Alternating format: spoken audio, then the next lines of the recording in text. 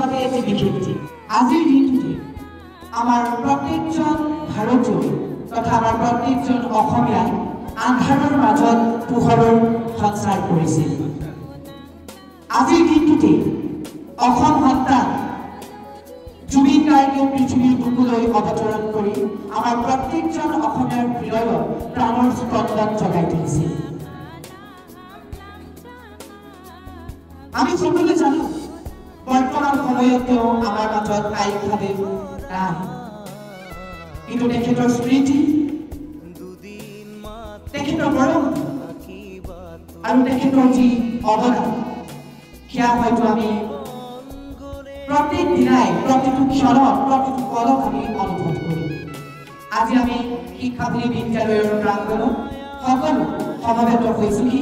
আমাৰ সকলোৰে প্ৰাণৰ স্পন্দন স্বৰূপ হিয়াৰ আমঠু জুবিন গাৰ্গ ডাঙৰীয়াদেৱৰ জন্মতিথি উপলক্ষে গতিকে আমাৰ বিদ্যালয়ৰ সমূহ পৰিয়ালবৰ্গৰ ফালৰ পৰা তেখেতলৈ সশ্ৰদ্ধ প্ৰণাম আৰু লগতে জন্মদিনৰ শুভকামনা জনাইছোঁ